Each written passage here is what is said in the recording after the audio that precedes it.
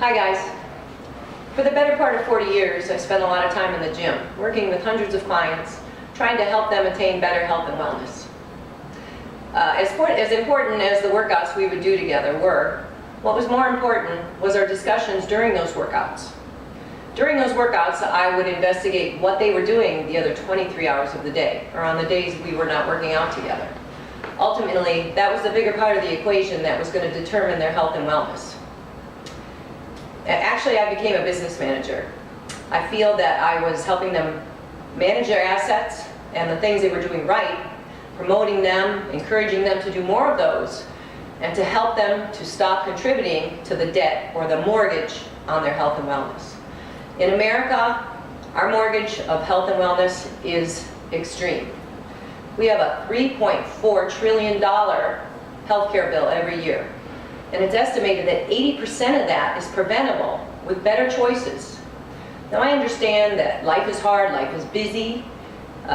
People think that health and wellness costs a lot of money, but I'm here to tell you that instead of investing in the diet industry, in the food industry, with diet products, in the prescription drug industry, that you need to turn your focus inward and focus on yourself more than giving away or selling out the farm to these industries, because they don't care about you like you should care about you.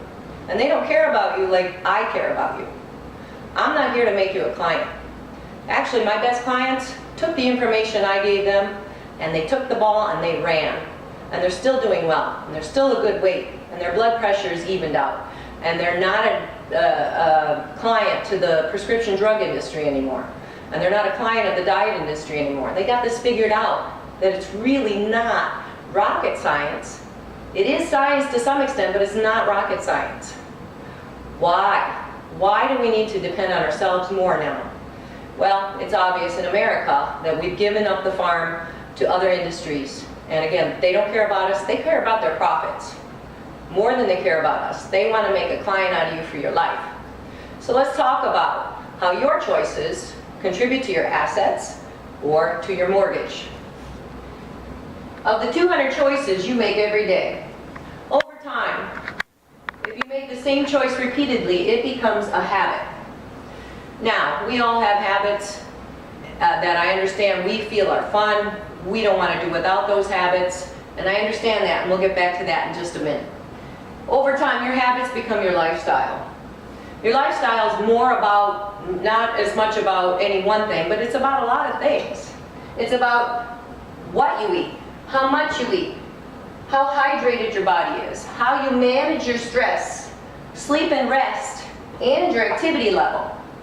But any one of these things taken out of the equation, for instance, the diet industry telling you that you cannot have a certain food group and that is going to make you thin and feel better. Or the diet pill industry telling you take this pill and your life will be magically fine. Well, that's not true. We need to focus on this big equation. Of the 200 choices we make daily, why don't you consider your choices? How many of your choices contribute to your assets? How many of your choices daily breed more energy in you? Without energy drinks and without pills and drugs that give you energy, natural energy, through good hydration, through sleep and rest, through an adequate activity level, through eating proper foods. Are you at a healthy weight and body fat content? If you're not, perhaps some of your choices are creating a mortgage. Do you have more time on your hand because you're spending less time at the doctor? Less time at the pharmacy trying to find different over-the-counter drugs to cure your afflictions that could be cured with maybe a little more balance? Do you have control and empowerment towards a long and productive life? Are you making choices that are going to give you more years to spend with your family? More years to do what you want to do as you get older? Look, some of the people entering their golden years now are hardly golden. They're spending a lot of time in nursing homes and in wheelchairs, and a lot of those situations were created by choices. How do you know that your choices are not adding up for you? How do you know that your choices are mortgaging your health? Well, you have financial burdens. You'll have more doctor bills, more co-payments to pay at the doctor, testing to figure out what's wrong with you, when in actuality it could be just some of the choices you're making for your health and lifestyle. You'll have energy burdens. Tired all the time, reaching for that third cup of coffee or that second energy drink today? Your body's trying to tell you something. Stress, physical and emotional. Not feeling well is extremely stressful. Physical afflictions and ailments. Again, you're spending time at the pharmacy or at the doctor trying to get him to make you feel better. Why are you handing over control to the doctor? You need to educate yourself and investigate your choices and how they may be contributing to the problem.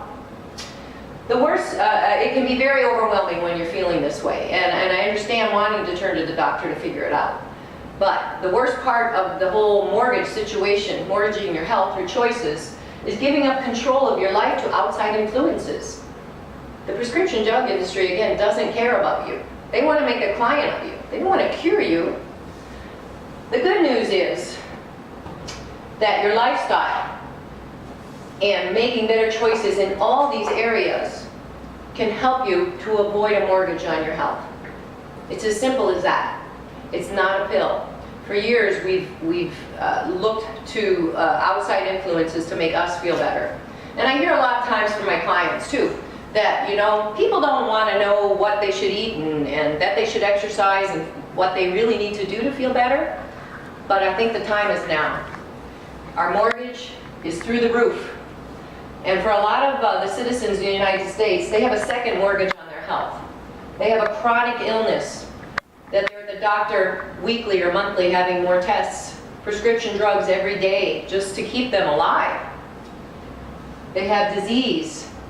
And when you are in this second mortgage situation, depression and hopelessness can feel very overwhelming to you. But the good news, there's good news. This is not an all or nothing situation. Everyone is so unique. Every situation is so unique. We have different genetics, we have different socioeconomic situations. Good health does not need to cost a lot of money. A walk is free. Drinking more water is free. Going to bed an hour earlier is free. So a lot of the choices that we can make, we have power over. You think that doesn't add up to anything really important? Maybe a little more water, maybe more vegetables? What if you wake up in the morning with more energy? What is that worth to you? You're not reaching for an energy drink. The important part of that is you did it. You empowered yourself to make a better choice. So this is my challenge to everyone. The challenge is, I want you to be aware of your 200 choices this week. And I want you to recognize that out of habit, maybe you continually make the same choice over and over again. But for this week, I want you to stop and with full awareness and conscious effort to do something good for your body, I want you to make a different choice. And that will mean a lot of different things to a lot of different people. It might mean not having that second glass of wine. It might mean going to bed an hour earlier. It might mean going out for a brisk 20-minute walk after dinner instead of just plunking down on the sofa.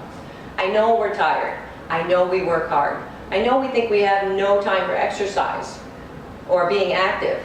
But let me tell you, that 20-minute walk after dinner is going to make you feel better, not worse. Nobody ever said to me, I wish I hadn't done that workout. It didn't make me feel better, because it always does. Working out means different things to different people too. The gym is not for everyone. It is a good place to get a well-rounded, safe and effective workout for a lot of people. But to some people it may be out of reach financially. The park is your gym. Going for a walk is your gym. The ocean is your gym.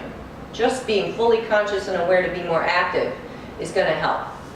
So again, my challenge to you, consider your 200 choices that you make daily, and let's start making choices that empower you and take the power away from the prescription drug makers, away from your doctor, away from the industries that really don't care about you. I want you to start caring about you more.